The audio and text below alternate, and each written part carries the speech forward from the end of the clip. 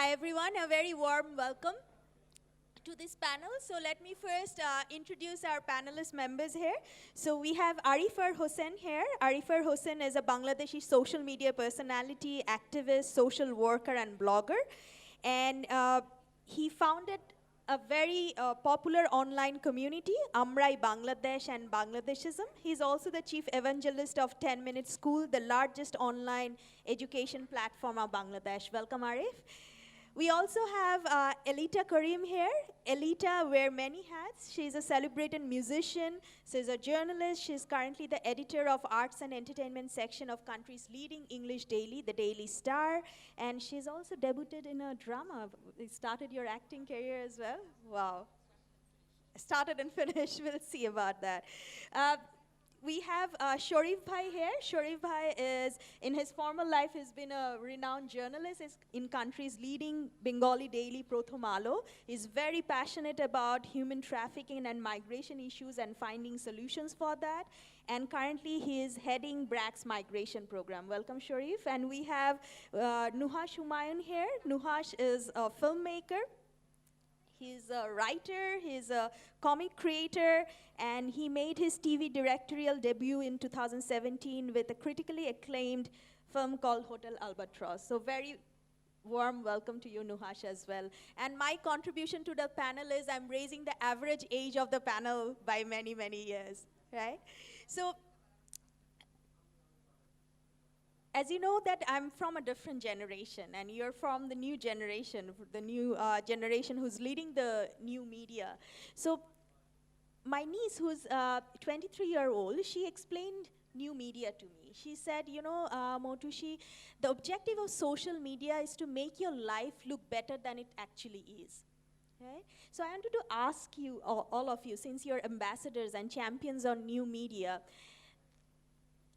is there common traits of how youth are using social media right now? Because we always use youth as a homogeneous term. But are there three universal common things that bind them together and why they use social media? Maybe we can start with Arif. And Hi, hello. Hi, good morning.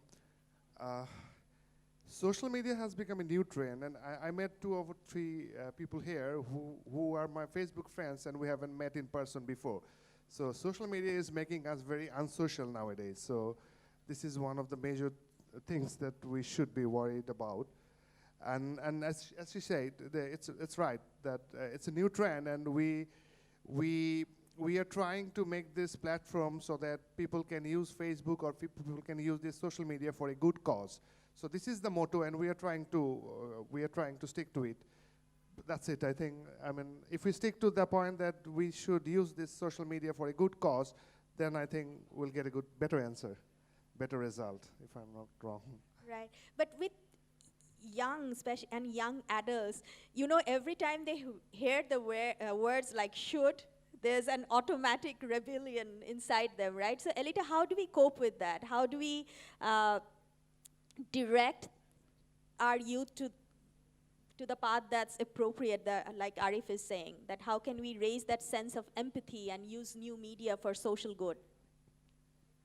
Wow, it's so difficult to direct the youth or telling them what to do and what not to do. I doubt if that really works. Does that really work? Has that ever really worked in any of the generations? I'm not sure. But to answer your question, Moutushi, social media is really, really big now in Bangladesh. It has spread to the many dense corners as well. If we look at the positive aspects of social media, it does get the voice out there. There are so many young people, not only the youth, there are people who want to voice out. They would like to talk about a book they've read, they would like to talk about a movie they've watched. They would like to get their voices out there.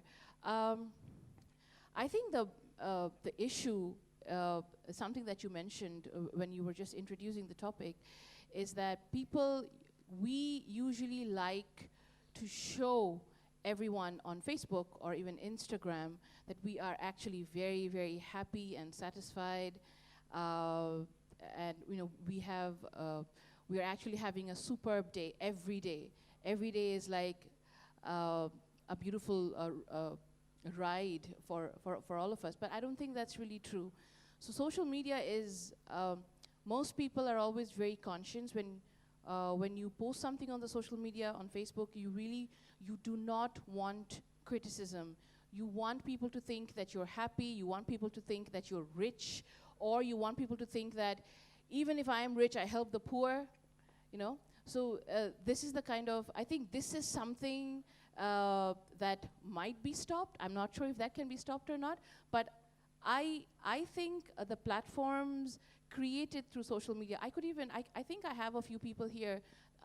If we talk about, say, I think I saw Ayman somewhere here, or did he flee to the parallel workshop? I'm not sure. So Ayman runs the 10-minute school, and this particular educational platform runs on, this is social media. And I know that I think last year during the HSC exam, right before the chemistry or the biology paper, I remember that I think Ayman, one of the teachers at 10-minute school, were actually taking a class, just points and notes that you have to think about right before you appear for the examination.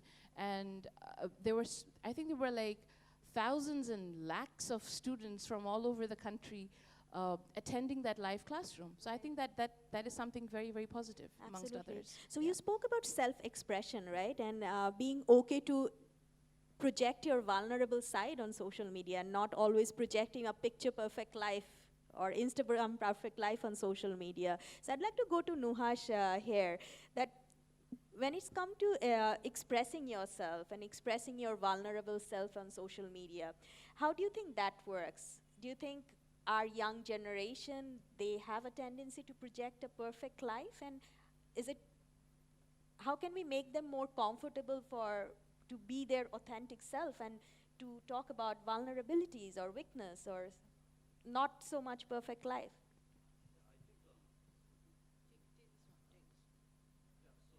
I think those trends are actually changing these days.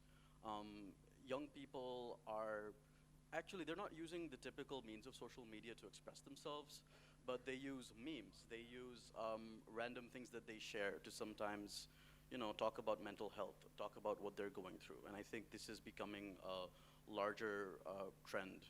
And we're sort of trying to move away from the culture of people using social media just to project the best version of themselves or this perfect version of themselves. For instance, we have this huge culture now of social media influencers.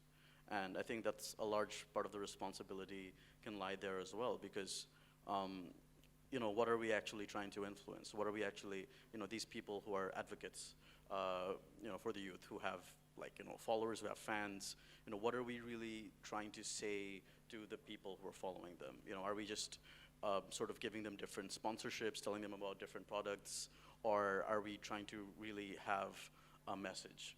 And I think the thing that's most difficult and also exciting right now is that anyone and everyone can be a creator today. Like, I can put up a video on my Facebook, on my YouTube, or on some platform, but everyone else can too. It's really easy to put out content, whether it's information, whether it's something creative, whether it's something emotional. Anyone can do that.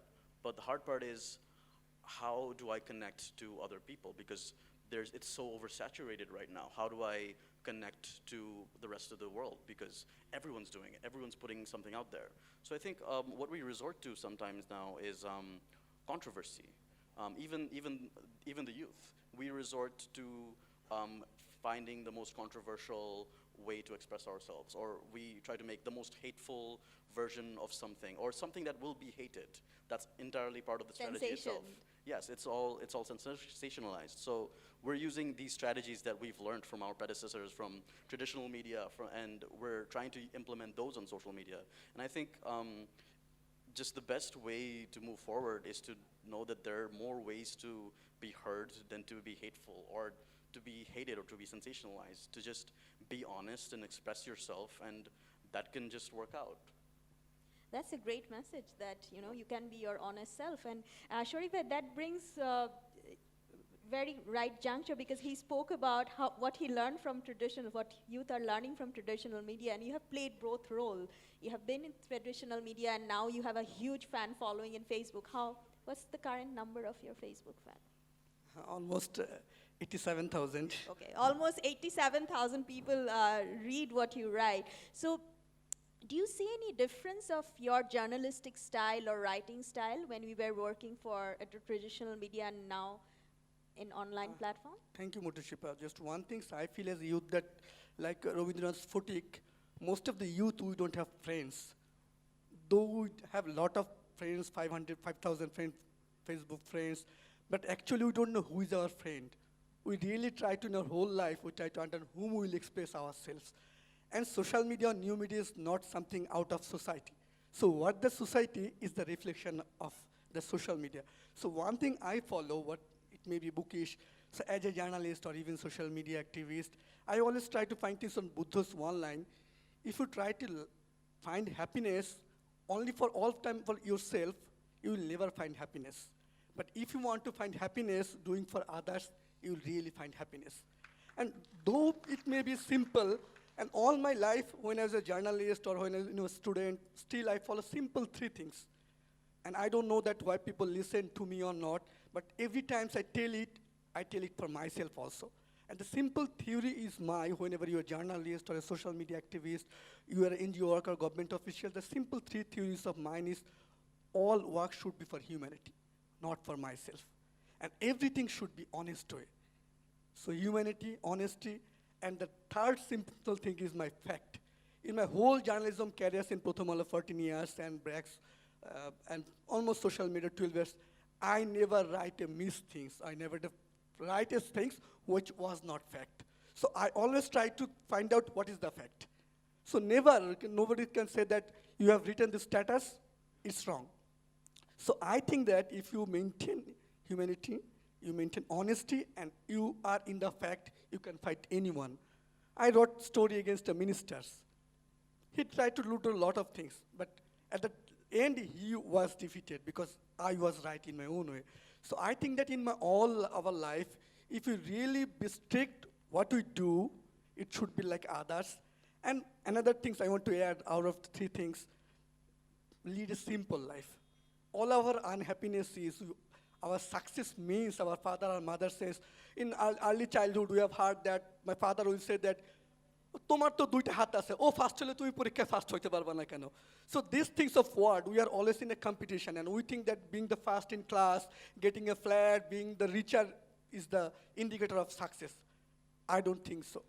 If we think that the rickshawala who is with me after my landing, if I say hand goodbye, have you eaten, and if you smile, to me that's life, and try to find that life, we always be happy. That's wonderful. So, you see why he is so popular, because there's this strong connection with this personal value, right? So Nuhash spoke about being honest and being open to who you are, and you spoke about this connection to values. I want to go to Arif bhai here, because this is a very cluttered space, right, in social media, but you have created your distinct niche because of your storytelling style, which is very simple, very humorous, and it's a very different style as well to Sharif bhai, which is value-driven, passionate. So was it a conscious style that you created? When you try to become a social media influencer, do you follow a personal branding strategy? How do you create that niche? Wonderful question. Well, storytelling is one of the oldest forms of education, and the history of storytelling is quite ancient. No one knows when the first story was told. But we are used to it since we are kids. If we remember Three Little Pig or Cinderella or Humpty Dumpty or even Bangla Ishoper Golpo or Thakurmar Jhuli. So if you remember, all these stories used to come with morals, and this is what I do at this age, except the fact that here the audience is not the kids, the youth. So, and it requires a deep understanding of the human psychology and behavior. I'm not going to tell you the trick, but I must say that we are not going to let you off the stage unless you share the trick with us. Let the secrets remain inside me, but you have to have a deep understanding on the human psychology and behavior in order to truly move an online audience. It's very hard, trust me, it's very hard. So does that work for you too, Nuhash, that this deep understanding of human psychology and observing people? What's your trick?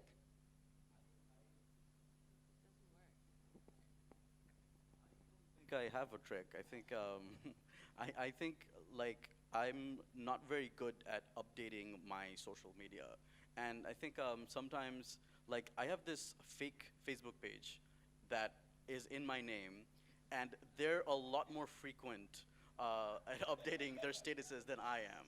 And people actually follow the fake page. My mom follows that fake Nuhash page because that page has like statuses like, "Oh, it's raining today." I love like it has these really generic statuses and posts, and it's very nice and like formal and Perks of being a celebrity. yeah.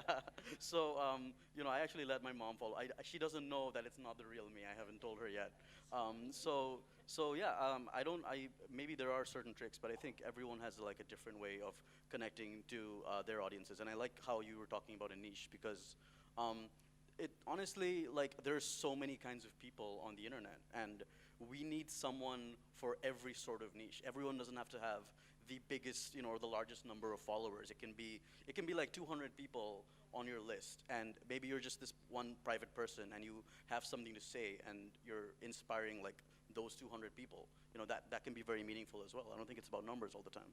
Absolutely, and that's so important to have your unique style and not to, go away with the trend and see what's more popular, just to be yourself and find the people you connect to best. So Elita, I'm going to come to you because you work in different sector, in journalism, in music, and drama. So how do you connect to people? What do you think, as Arif was saying, how do you understand people? What could be the best way to understand our audiences and craft our music or art or journalism, whatever that is? See, I really like to connect with people through music, through writing, a face-to-face conversation, even probably maybe an email. I might be there on social media, but as Nuhash said, I think I'm not very good with updating, where I'm going or giving a check-in. And I know that a lot of people actually follow this.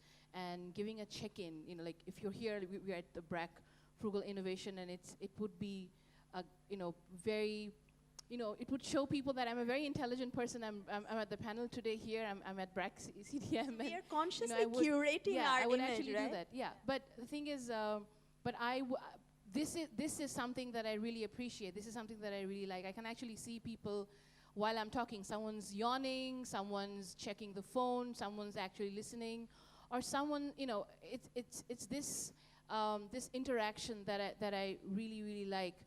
This is the kind of interaction that you get on stage if you're a theater actor, if you're a singer, or you're just doing some public speaking, no matter what. I mean, this is something that is very, very real to me, and that's how I connect with people.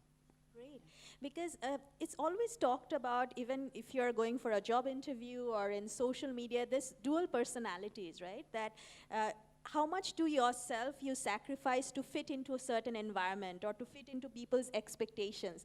So do you do that? Is that a pressure? I'll start from Arif bhai. Is there a popular pressure that you need to project certain behaviors of how people expect you to be? I think some pressure works. I mean, sometimes you have to show off. Like she said, that if you check in now and then, people will get an impression that we're into the panel and we are intellects and something like that. But sometimes you have to truly project what you really are, and trust me, it works. So don't go with the trend always. Sometimes you have to project what you really are, and if you're being honest online, trust me, you'll get huge number of followers. Trust me, it works. So Sharif bhai, in terms of your personality and personality branding, who you are, did you have to sacrifice some bit of yourself to fit into? One more thing, like Nuhash, in my Facebook, I never say that where I am going, what I'm doing. I always try to hide myself. I always try to write what's the society and other people's, because I don't think that where I'm going, what I'm eating, I'm in check-in or airport, I don't think that it's important for others. I never think that way. And what I think different way, that's if you see the numbers of youth in world, 1.5 billion youth in this world, and 50% of this world people has internet access. So what I think in our people mentality over years, porosri katorota, that's what is on for Bengali. So we always criticize others. What others are doing, that's not good, that's not bad. So I think that, and always we think that these are the problems, we blame governments, we blame someone. We never think that we should do this. We are thinking that the politics is dirty. If any youth is say that I'll join politics, his father and mother will see that he's gone mad. But we never saw that thing that if we want to make this dirty politics good, it's us we have to do the politics.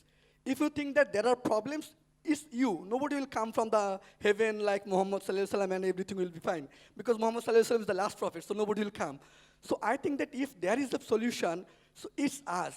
One thing, though it's very much personal, but I want to share that many times I was riding bike for news and other things. Many of the times I saw stone on bricks in the roads. I was so hurry, I passed out. And even after half of kilometers, it was stuck in my head why I didn't keep the stone away. I again come and do it. So I think that what I should, it asks, we have to take this responsibility role. And people don't understand my personal life or what the problem is. I always believe that we have to lead our life for others. I don't think any difference between a cat, dogs, and human beings. What they do, like eating, doing everything, birth of child, everything and human being is same, except one thing. God has given us some head. We can differentiate what is good and bad. So we are leading our life not for ourselves, not for myself. So I think that we should lead our life for others, what I told again and again. So I think that if being in Facebook or doing your own life or personal life, if we can always follow that, what or how I can do something for others, I think that will give you an extra life, that will give you an extra strength to do something for this humanity. And I think everything's solution are there. Very, very nice life philosophy. Thank you, Sharif bhai. I want to move to Nuhash. Nuhash, so how he spoke about, having this empathy, having this urge to solve something, even if it's moving a stone from the road. So how do you think anyone can play a role to grow this sense of empathy?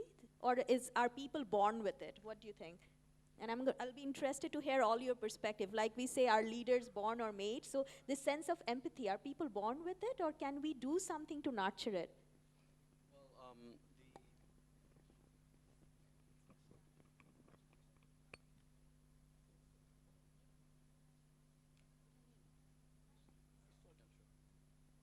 Well, honestly, it's not easy to like be empathetic or to find a way to connect with other people and your emotions. Like I remember struggling a lot after my first work came out on television. It was very successful, but it was a psychological thriller that I released on television. And it was also a little controversial. And I remember there was this phase where I wanted to do a lot of work. I wanted to make a lot of things, but the sponsors and the people involved, they weren't sure if I was the safest bet because of the kind of material I was putting out. And I was very frustrated. I didn't know if I could actually connect with the audience that I wanted to connect with because I felt like people were unsure of me. And there was a time when I remember I wanted to make a short film, and I got this budget from a client that was so small that I was really depressed. I started laughing just looking at the email that they sent me, and that inspired me. And I started writing this thing about a director who just basically has no money to make a film, and he's trying to make a film. But then it evolved a little bit, and it became about a guy who goes on a date, and he doesn't have a lot of money in his wallet. So so it became a completely different thing.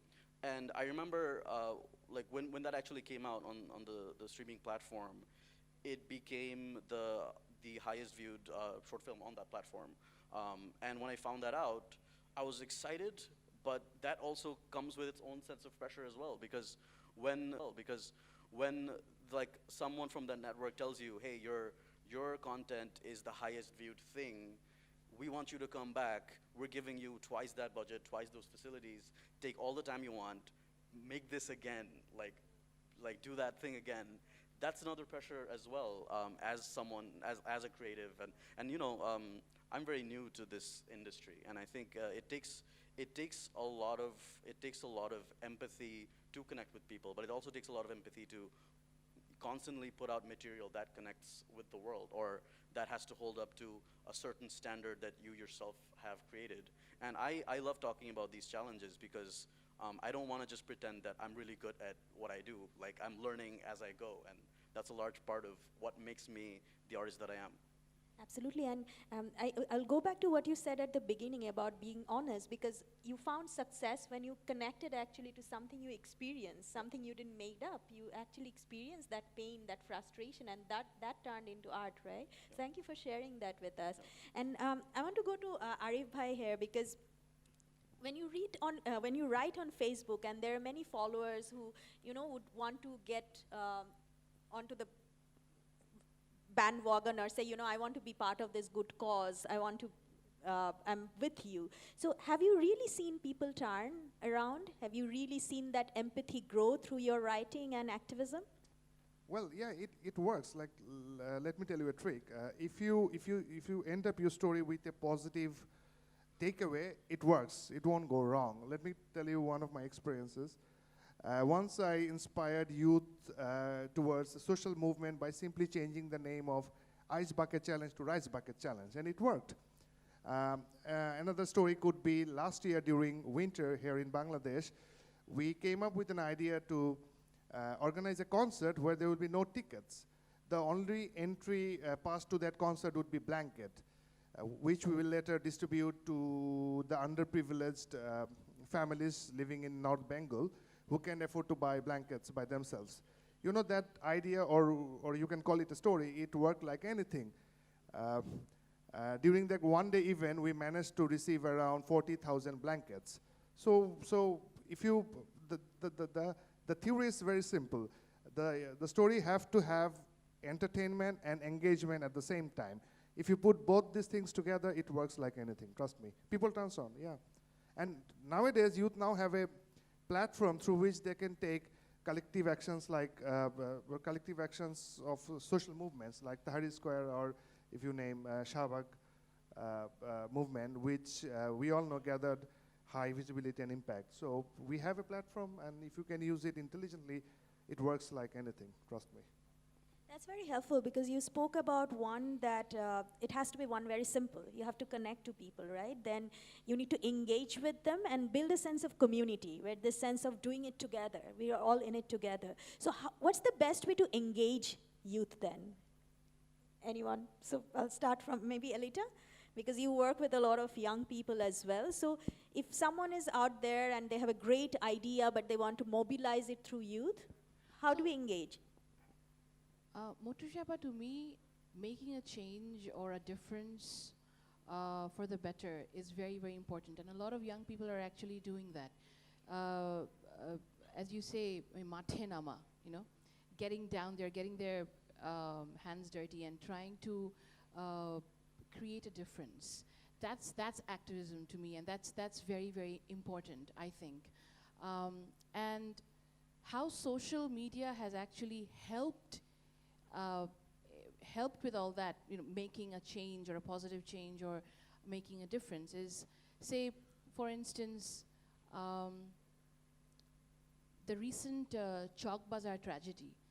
And when it spread on social media, that did inform a lot of people about what's happening there.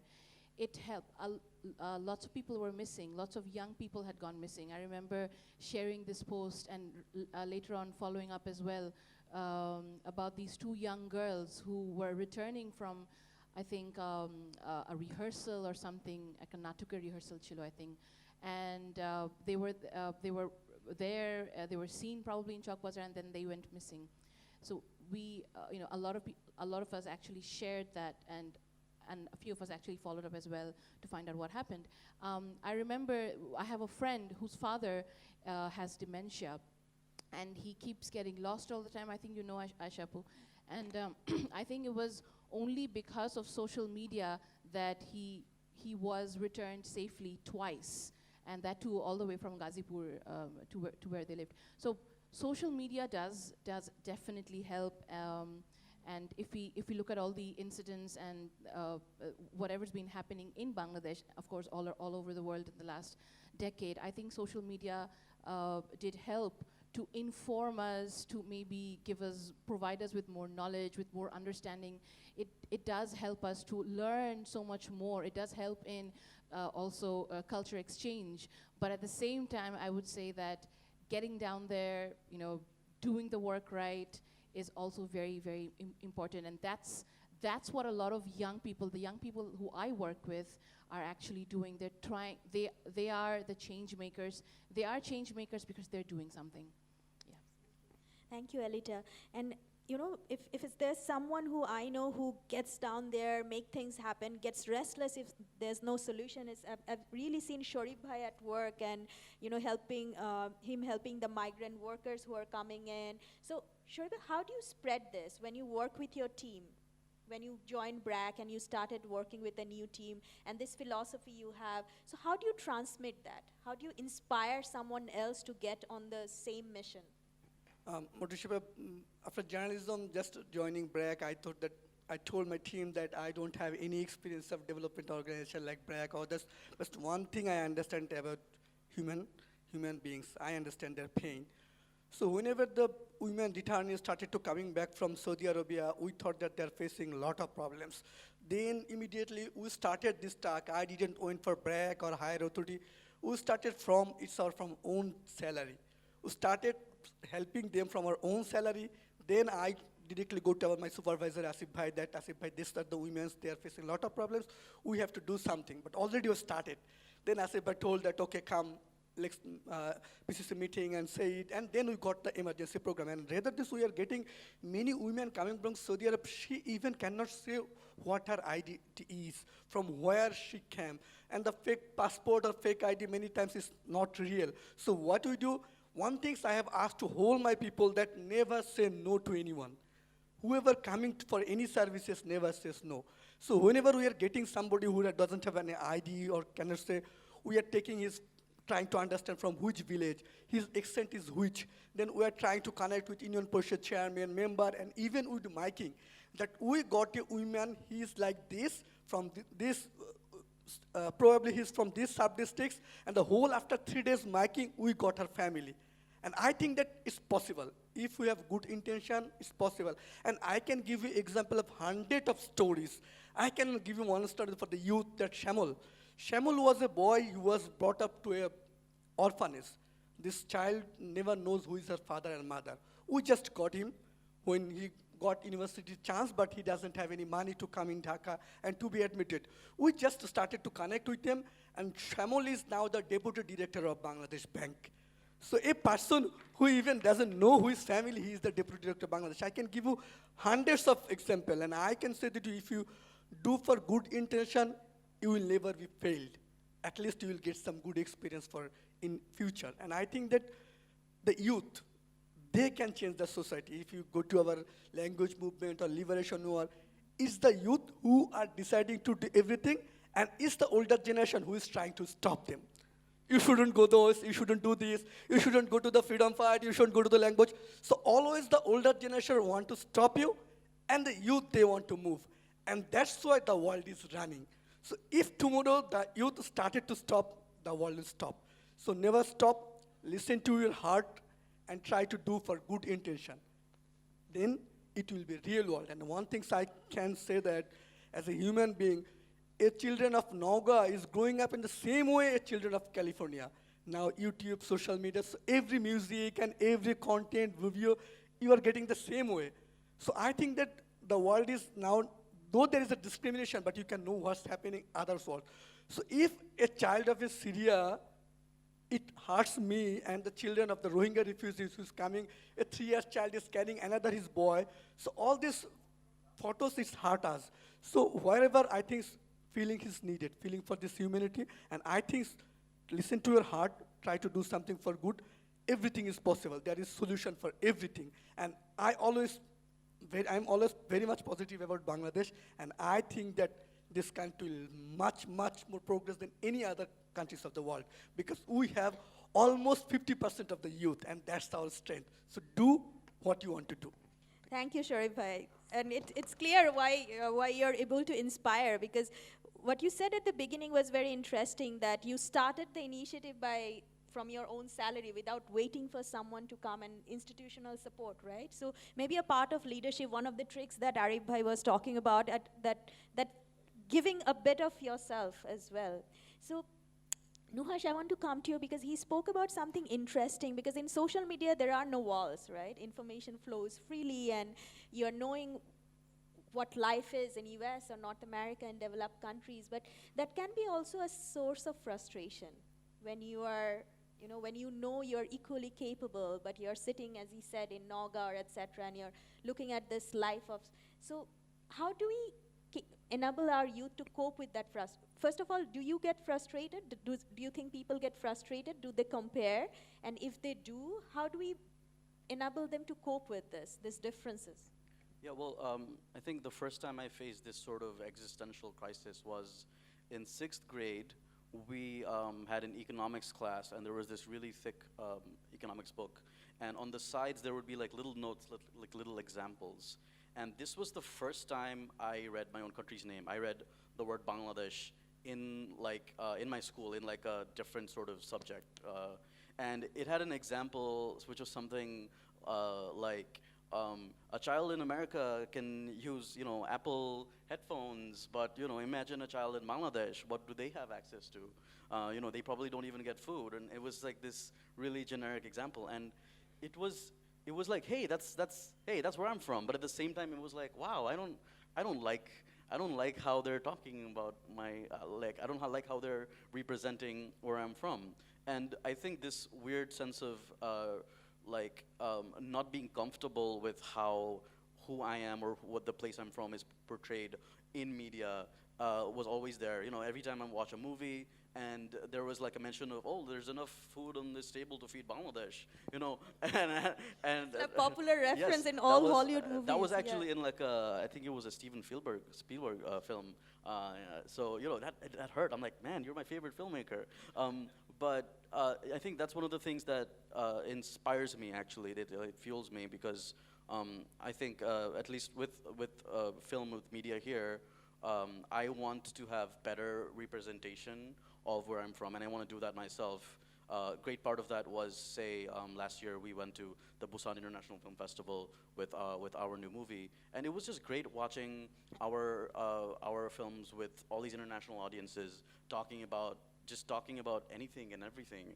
And because I think that how the world sees you is important. I mean, sure, we can say that it doesn't matter and we don't care, and it doesn't matter how we're portrayed or what our image is, but the truth is, it affects us when, even if it's like a negative comment on Facebook or like a negative review of something we're making, it does affect people. So for me, it's important to have control of my own identity.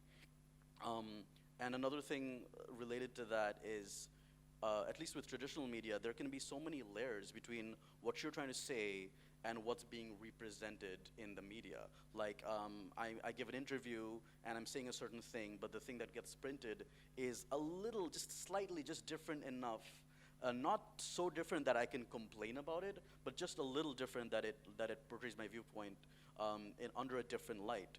And I think the best way to deal with that is to take control of your own identity. That's why I use my social media to announce when something new is coming out. I have a lot of sort of traditional media outlets that tell me, hey, Nuhash bhai, let me know when something new is happening because we want to be the first to write about it. No, I want to be the first to write about it. I want to say, these are the people I worked with, these are people that should be congratulated. Because if it's a different newspaper, some different outlet, or like a TV channel that's reporting, they'll maybe just mention my name, or maybe some star that's working on it, or portrayed in a certain way. So for me, that representation is really important. Just taking control.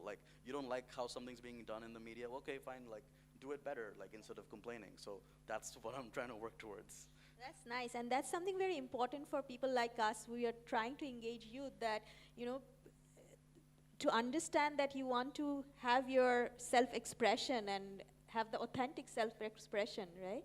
I want to go to Arif bhai, because I want to come back to storytelling, because you didn't share your tips. Don't think I'll forget. I'm not going to let you off the stage. So you're known for, again, the content that you produce, and people really find that connection with the content. So if we are trying to shape a messaging to connect to the youth, or to be able to better talk to them in better ways, what should we do? Do you have examples of storytelling gone right or absolutely wrong? Well, let me tell you, nowadays, nowadays we think that social media. Nowadays we are being very we're being very, what do we call it? I mean, we are giving social media more credit than it actually deserves. Trust me, it hurts to say that, because it will not be wise if we think that every initiative will be successful through its currency on this digital media alone. Let me give you an example. Let's consider Arab Spring. If social media wasn't here, it would have probably taken a little more time, but it would happen nevertheless. So we should not get ourselves dependent on this social media alone. I know Newsfeed, an institution by itself, who closed their print version and went to online version, and then after 6 months again came back to print version.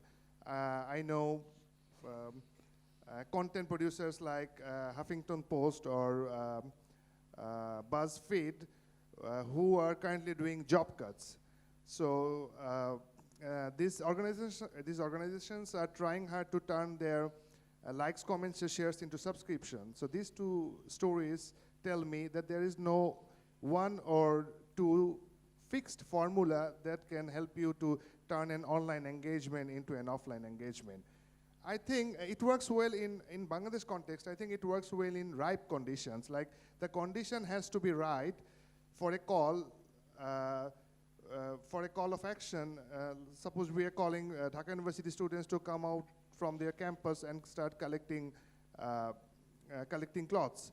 But if we had a natural disaster like flood, then Facebook messaging might turn out to be more affecting than running around the campus with a microphone on. So social media has got both pros and cons. So that's what I want to mean, that let's not get ourselves more dependent on social media.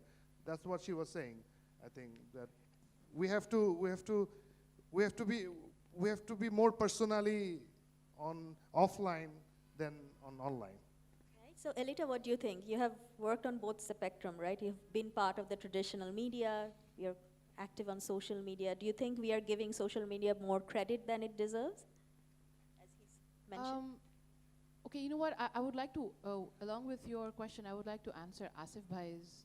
I think he put up a question there. Can we go of course, there? Okay. yeah. So Asif Bhai asks, he says, how do you deal with misinformation campaign? Example of the news of rape during road safety movement in the AL office. What's your position on what's your position on regulating social media? I don't know how to regulate social media because it's us who we need to regulate ourselves. The social media or the platforms are there, Asif Bhai, you know, and it's what we put there for others to see. It's how we voice ourselves. And the sharing of fake news, all of a sudden these new platforms just come up with all these weird, unverified, these are all like unverified sources, and it's actually up to us to, okay, hold on, stop, wait, think, do I share this? Am I certain of what has happened or not? If I share this, if I happen to be an influencer, like an online influencer or social media influencer, there are so many others, not only in Bangladesh, but also outside the country, who will sort of, they will believe this, and if they come back to me looking for a verification, I have none to give. So I think that's very...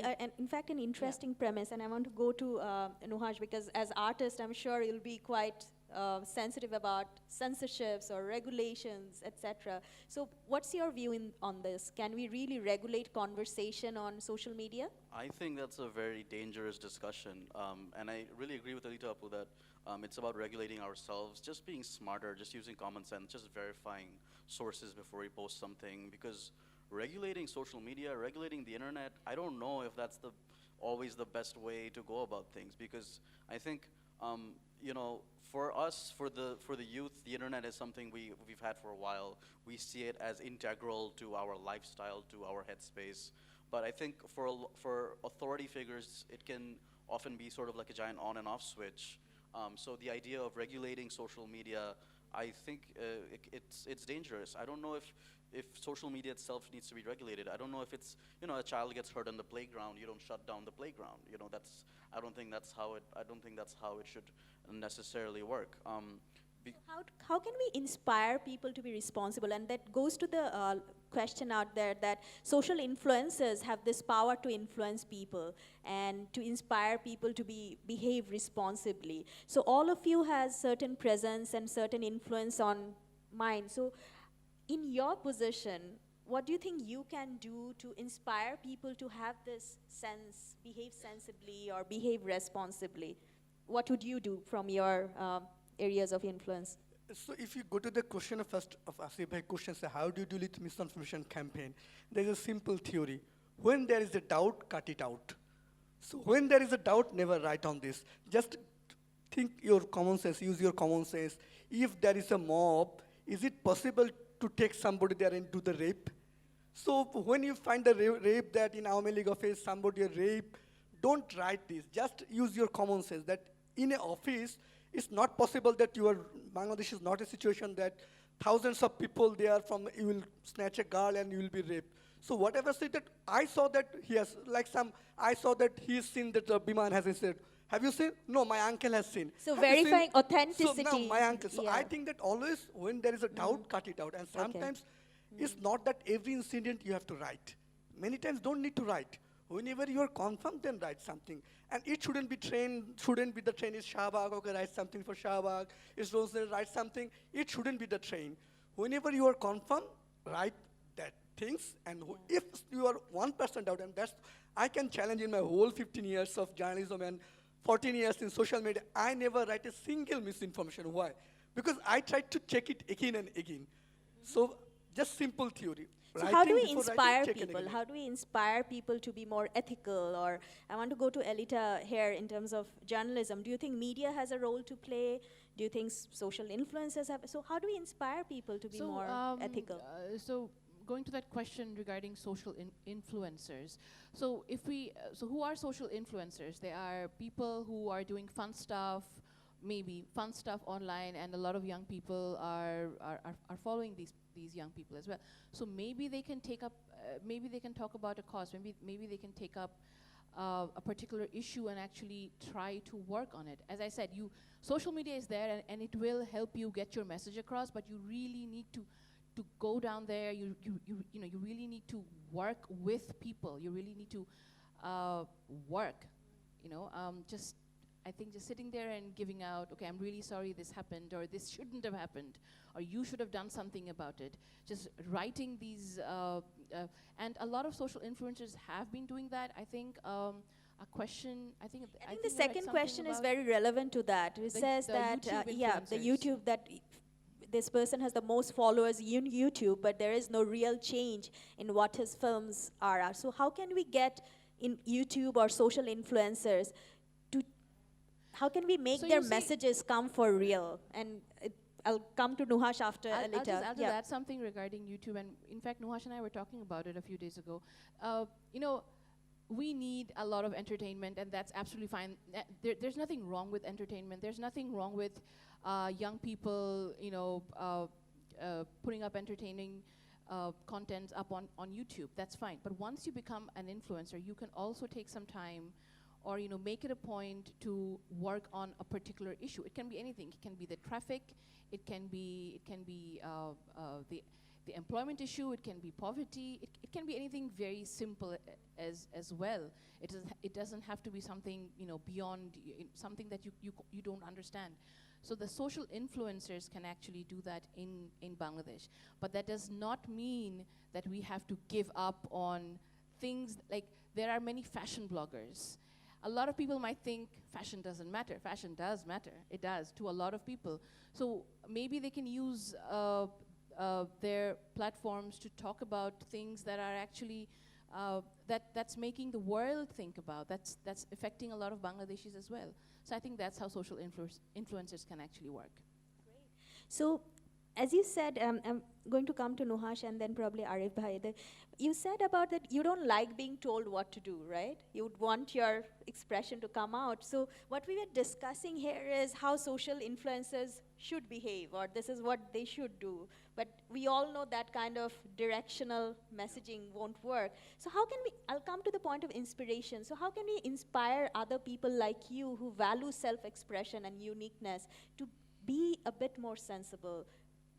So I would say I agree with Elita Apu that yeah, sir. The question was about PewDiePie, who has like the highest followers on YouTube, but he doesn't necessarily have a message in his content. And yes, there should be content out there that's just for fun, but there should also be content that's inspiring us. I really think that's the beauty of the internet. There is room for both.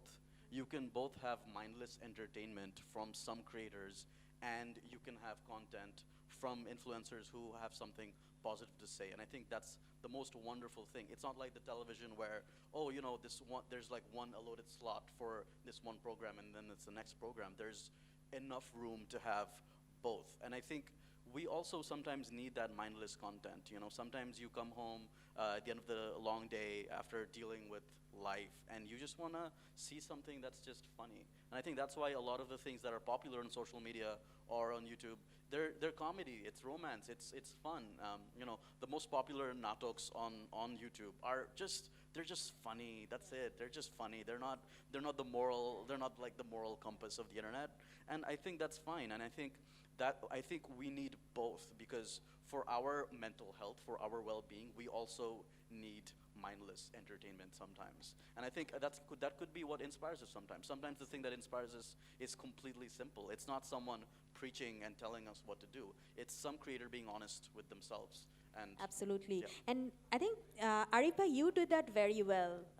You really connect humor to storytelling to engage people, right? And so is that a conscious move? Because I'm going to relate it to one of the questions. It says, how do you think youth can be impacted by the pressure to update and curate a social media profile? How do you deal with the pressure if you feel it? And humor can be a release. It's an escape from the reality. So is that a conscious move to connect humor? And how do you do that? How do you deal with the pressure? Hello. Yeah, as I was saying, that a story have to have apparently two things. One is entertaining and one is engaging. Through only entertain, you can engage people. So both is necessary. Let me come back to the last question, where I think we messed up between two phrases. One is social influencer and one is social media influencer. Like, consider me, I'm merely an entertainer. Rather, perhaps dependent on one platform, perhaps a little more engaging than others, but I'm still an entertainer. But think of Sir Fazli Hassan Abed. He's also a social influencer. It is not based on social media, where he built the largest NGO in the world, sorry. So the day people like Sir Fazli Hassan Abed, or perhaps a rice researcher whose work contributes to feeding a lot of people in the country, begins to worry about storytelling, it would at least partially affect their core work, which is much more important than engaging the youth. So we have to draw a line between them. Between these two things. Are you a social influencer or a social media influencer? So I think we were messing up with the two things. That brings me to the question, which is very relevant. It says that, is social media an end in itself or tool for something else, or both? It's definitely one of the tools. It's not an end in itself. It's a tool. Yeah. What would you say, Sharif Bhai, Nuhash? I just want to add with Nuhash what he said, that it should be entertainment and the same time of values. So if you just see the Nuhash is the Humayun Ahmed sir, just if you see all of his drama, it's Bohbri or other things, Tui Rajakar or the other values, at the same time you're getting entertainment, and at the end of the day you're getting some values. So somebody questioned me that how can we develop empathy and values to your youth social media? That means empathy and values of these values, you cannot inject someone like injection. It's not possible. So it's a practice day by day. And believe me, it's very tough to be a good human being. It's a war for every day. So every day you have to practice on all this, and it comes from family. Supports you, what you are writing. In social media, why you are writing something against women, Why you are saying a very vulgar word? How you can do this? It's coming from his own thinking because he is brought up in that way. So I think that it's also our duty to our education, family, all of the things are very much related. So social media is nothing but out of the society. And one thing, the mobile or Facebook, the Twitter, it doesn't have life. You and I, the human being, has the life. So don't blame social media, don't blame mobile, don't blame Twitter. It is just a medium.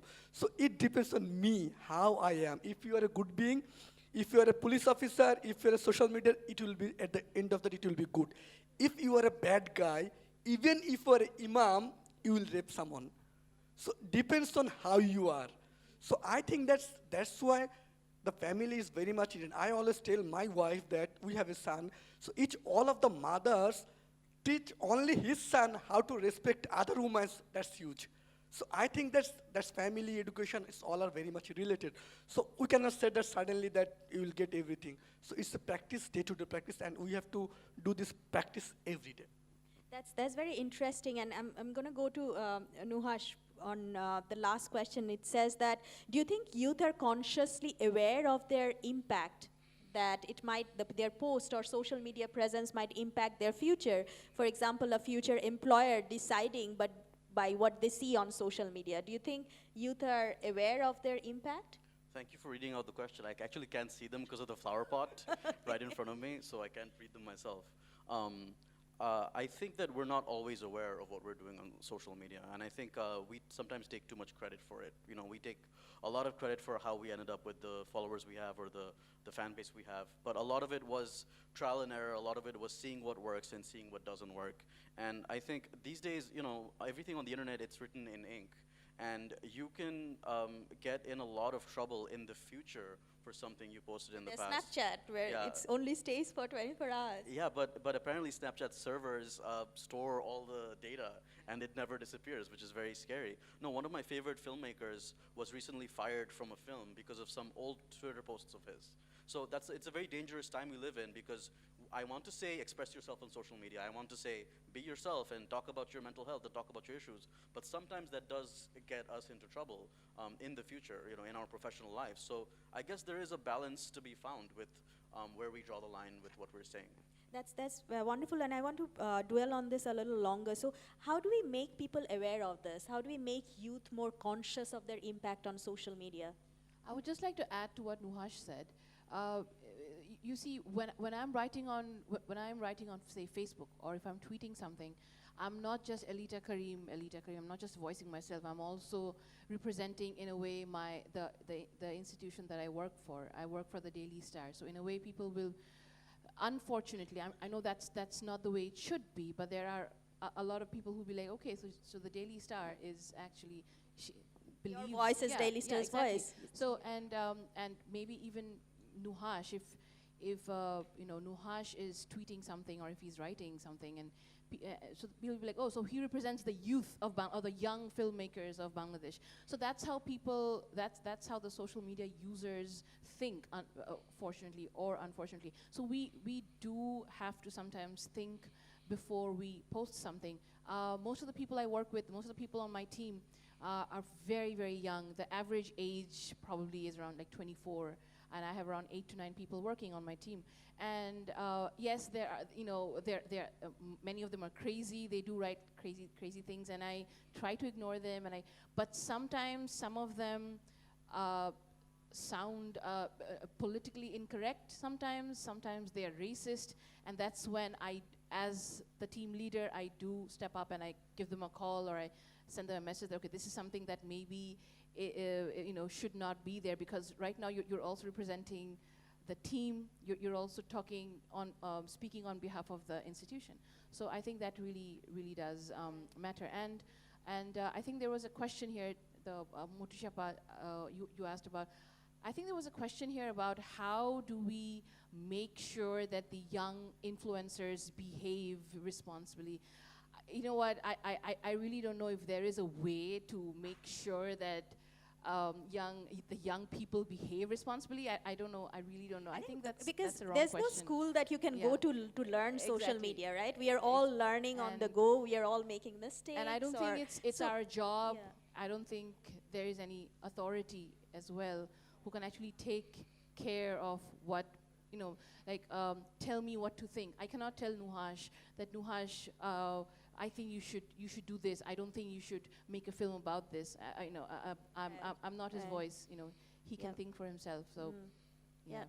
So how do we deal with this generation? How do we deal with this generation who thinks for himself or herself, who want to express themselves and, absolutely hates being told what to do? How do we still inspire them? How do we still get another Nuhash, another Ayman, or all these inspirational people that are sitting in this room, another Arif or Shariful? How do we get more of you out there?